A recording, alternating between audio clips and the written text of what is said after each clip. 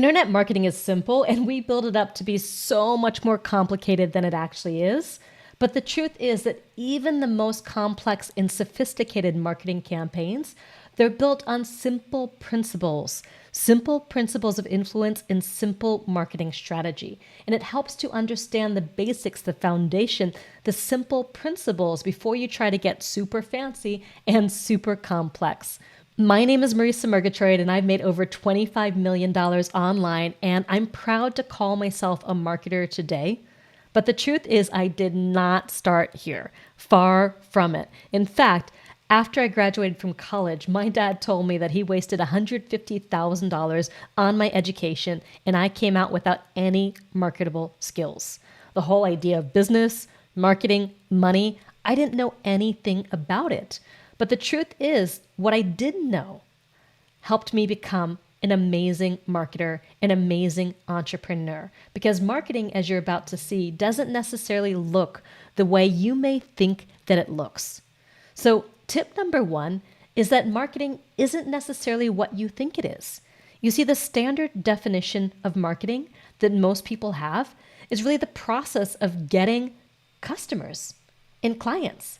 And I gotta say that that's a really boring definition.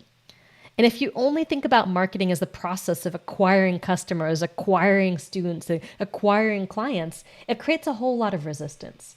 But what I've come to learn is that marketing is actually the process of developing the mindset, the beliefs, and the conditions that people need to say yes to something that they want, but that they can't do on their own. And when you understand that marketing is really about creating transformation, creating that frame, that soil in which the seed can be planted, in which someone can finally say yes to themselves, it changes the game of marketing because you realize that marketing is really about service. It's really about transformation. So my number one internet marketing tip is to understand what marketing really is. And it's so much more than most people think that it is. Now, tip number two is the quote that I am most famous for in the world. And it's before you can make money while you sleep, you gotta be able to make money while you're awake. And so many people think that they can kind of set it and forget it and create all these automated marketing evergreen funnels that just run while they're on a beach somewhere sipping martinis and not doing any kind of work. And yes, that's 100% possible, at least most of it. There's still work involved, as you're about to see with tip number 4. But you got to be able to make money while you're awake first. You've got to be able to have a conversation with someone. You've got to be able to connect with them. You've got to be able to see what they like and what they respond to and what they don't respond to. So if you can't convince one person to buy from you, what makes you think you're going to be able to convince 100 or 1,000 people to buy from you? So marketing starts with the ability to get one person to say yes. And a lot of times that first yes and the second yes and the third yes is something that you do fully present, fully aware, fully awake by getting in a conversation with real human beings. And only then can you say that you've proven your idea, that you've got something that can potentially convert to hundreds and thousands automated while you sleep. Which brings me to tip number 3. Now, don't expect and put all your hopes in finding this miracle hire that's going to allow you to bypass sales and marketing completely. Now, I know that for a lot of people, marketing and sales do not come easily. Maybe you're introverted. Maybe you feel shy or uncomfortable or awkward related to it. But if you don't know how to do this for yourself, chances are you're not going to find the person who's just going to land in your lap and be able to take care of all of it for you. Because the truth is that the best marketers, they don't want to work for somebody else because they've got the skills to build their own business and create wealth anytime they want it. And yes, you can hire some companies, but they're not going to figure out all of your messaging for you. They're going to need to understand from your perspective, what's your voice, what's your messaging, what's your product. And all of that, that's marketing too. So you've got to develop at least a proficiency in sales and marketing, and then you can hire people. But you've got to be able to at least understand enough to guide and shape what it is that they do if you want your business to be a true success. Now that brings me to tip number 4, and that is that conversion trumps traffic. So conversion is what happens when someone subscribes, they sign up, they buy. And traffic is just sending more and more people to a page that hopefully converts them. But if you don't have that conversion dialed in, throwing more traffic at the problem, isn't really going to solve it for you. You've got to solve for the conversion. And once you solve for the conversion, then you add a lot more traffic. Reason being is that traffic is expensive, especially if you're paying for traffic, on Facebook or on YouTube or on Google or wherever you happen to be, you're paying per click. And so if you're sending people to a page that doesn't convert, you're going to run out of money fast. And even if you've got partner traffic, for example, your partners still expect to get paid. They still expect to receive commissions on the traffic that they send. So say you got earned traffic from social media, for example, or from a big media opportunity like you get on Oprah. And there are so many examples of authors who were on Oprah and got all of this attention, but then they didn't have pages that converted. So they missed out on this opportunity of huge traffic because they didn't dial in their conversion first, and probably because they thought they could just hire someone to do all the work for them. All right, now that brings me to tip number 5, which is start with warm traffic before moving to cold traffic. So warm traffic is traffic that comes from, say, partners, clients, people who already know, like, and trust you, and potentially your own internal audience. Now, if you can't get an offer converting to that audience, chances are you're not going to be able to get an offer converting to a cold audience who does not know you from Adam. Because here's the thing, this is what I call the circle of influence. And marketing's a lot easier when you're marketing to friends and associates, and it gets harder when you're marketing to total strangers. So if you're really using warm traffic from people who already know you, it's kind of friends of friends.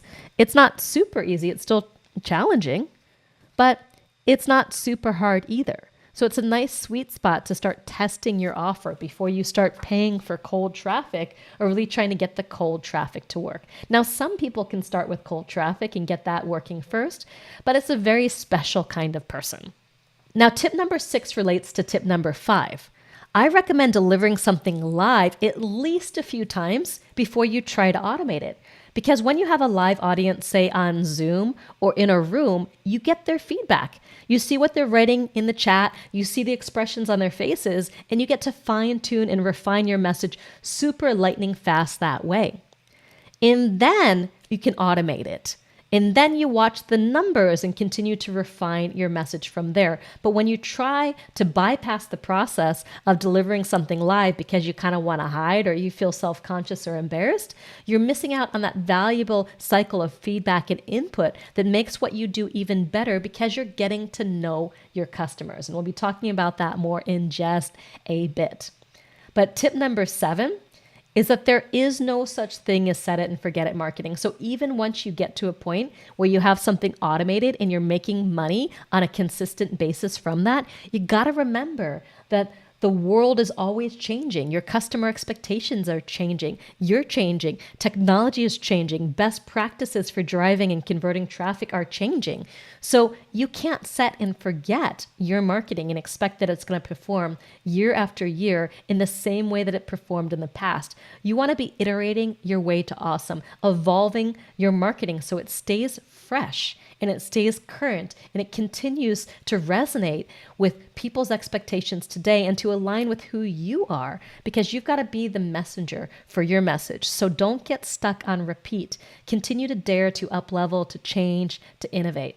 So before we go to internet marketing tip number 8, I wanted to let you know how you can subscribe to my mailing list to get a lot more of these tips and a lot more of these trainings on a weekly basis to keep you current and up to date of all the ways that marketing and business are changing. All right, so just go to liveyourmessage.com/subscribe and we'll be sending you valuable free content on a weekly basis. So moving on to tip number 8, which is understand your market sophistication.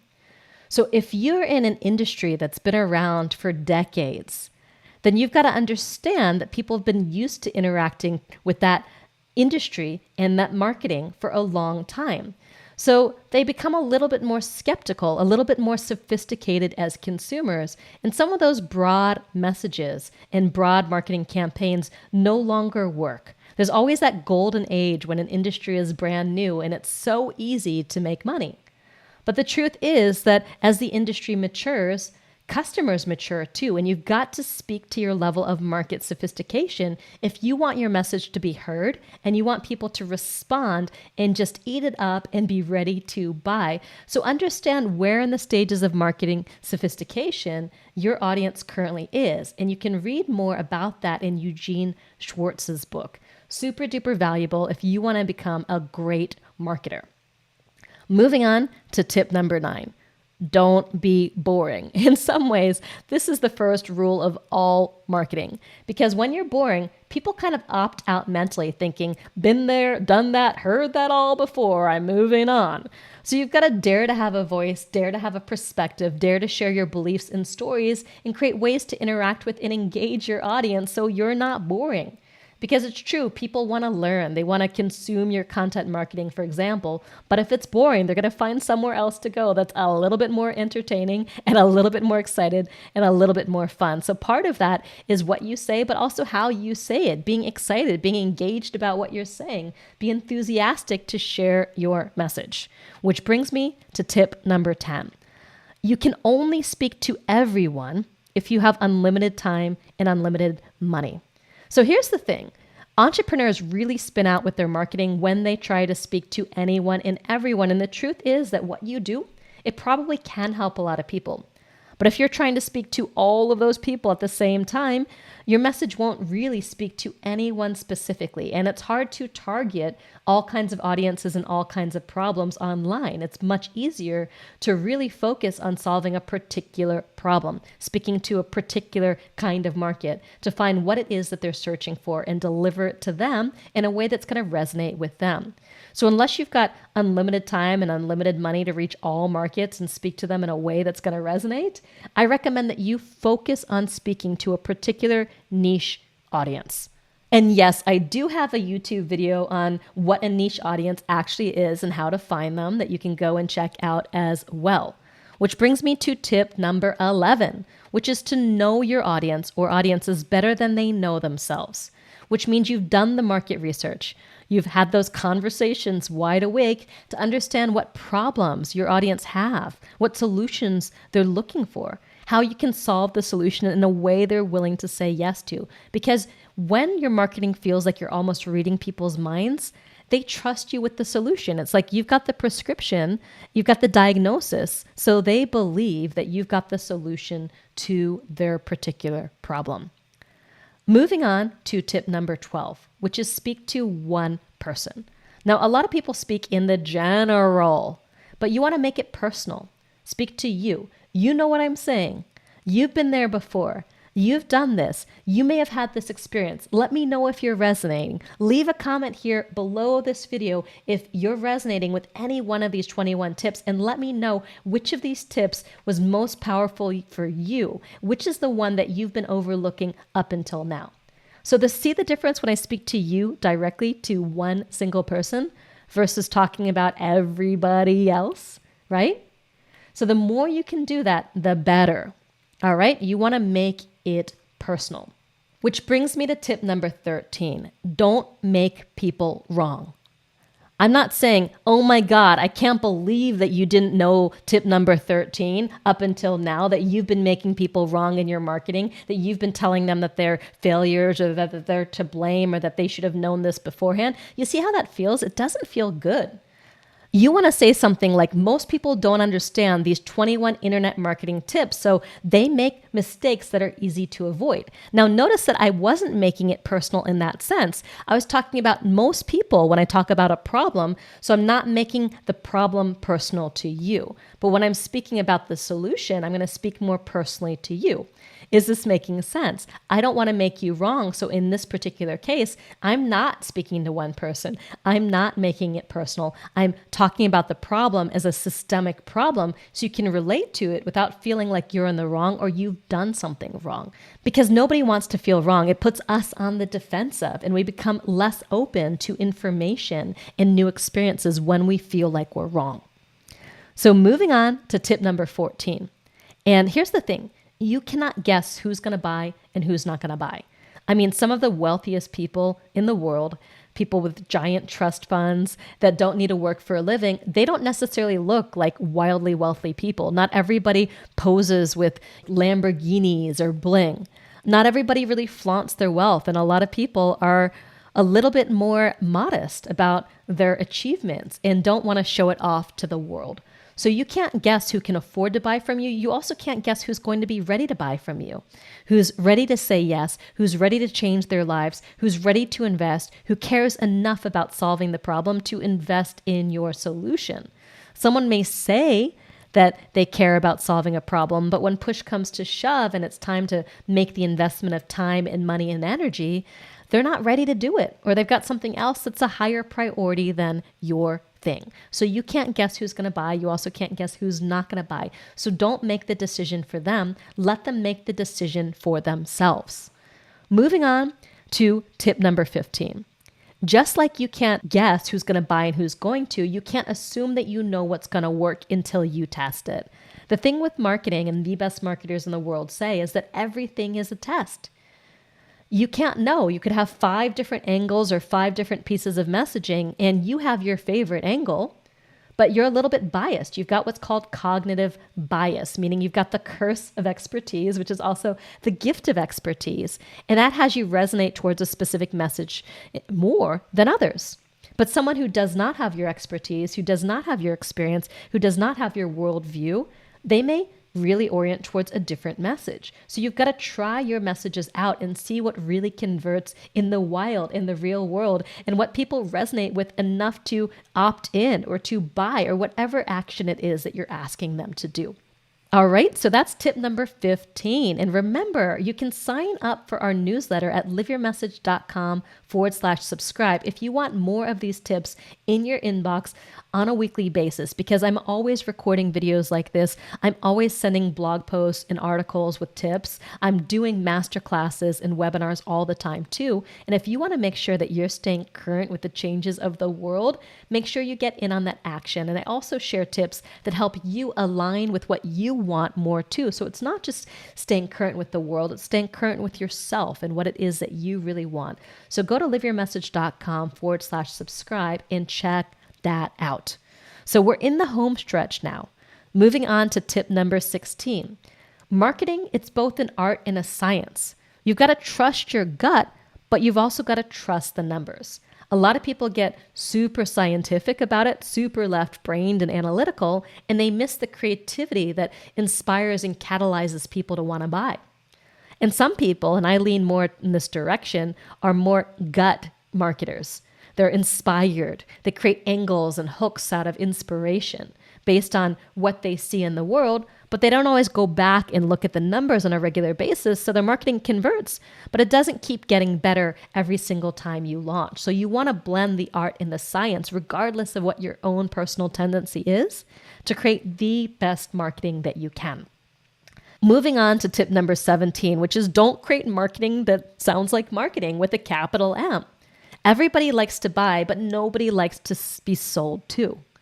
And people don't like to be marketed to either. They don't want to feel like you're selling them. Of course, when it's time to sell, after you've created enough value, you are going to want to market, you are going to want to sell, and you want to market and sell hard enough for people to buy and to see the gap. But at the same time, you don't want to overdo it and have people feel like you're pushing them, you're shoving them in a particular direction versus allowing them to make a decision for themselves. So you want to market hard enough that people know ultimately that there's an offer, that you've got something to sell and there's something for them to buy. A lot of people are so timid about their marketing that people don't even realize what the action is that you're inviting them to take, but not so hard that they feel like you're manipulating them. So you've got to walk that fine line of making a strong offer, but really inviting people. It's called pull marketing, pulling them in, versus push marketing, which is shoving your message and shoving your offer down people's throats. All right? So don't create marketing that sounds like marketing. Now, tip number 18 is don't be a copy of somebody else. I mean, marketing is all about standing out and being seen and being heard. And if you're just trying to talk like the next guy, you're going to be forgotten and overlooked. I mean, there are over 2 billion websites online, right? And 4 billion people on the internet. And it takes a lot to stand out. But the good news, the lucky thing about it, is that you naturally are charismatic, you naturally have ways that you attract people, and you naturally have ways that you repel people. And that's a good thing, because you don't want to attract everybody. You want to attract the people who are attracted by you and repel the rest. So when you dare to be yourself, when you dare to turn up the dial on your unique expression so you can stand out of the noise of 2 billion websites, that's when your business really starts to take off, because you've developed your own unique voice, your beliefs, your perspectives, your stories. People are getting something from you that they can't get from everybody else, so they keep tuning in to hear you. Now, tip number 19 is to choose clear over clever. Now, here's the thing is when you try to stand out and sound like yourself, it can be easy to stand out a little too much, to try to get a little bit over clever, and then people don't really get what you're saying because they're not resonating with it. You want to join the conversation they're already having in their minds. But you also want to stand out. So it's that balance of being unique, but not so original or innovative that people don't get what you're talking about. You want to land the plane, but also land it in a way that has your unique signature all over it. So don't overthink this. Where possible, just use simple words, use common words, and powerful words when you can, but always err on the side of being clear over clever. So if a simple word says it more than a clever word, use the simple word. Which brings me to tip number 20, which is to become a proud card-carrying marketer. You've got to self-identify with being not just a business owner, not just an entrepreneur, but with a marketer, with someone who loves to influence people, to shape their attitudes, beliefs, and create the conditions in which they can say yes. And so many people are like, oh, that's not me. I don't market. I don't sell. I'm just here to serve.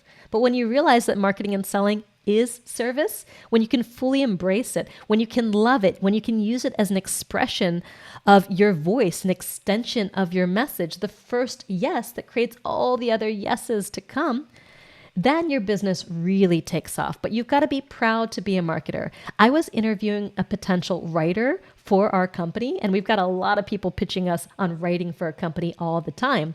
And I asked her whether she considered herself a marketer, and she said no.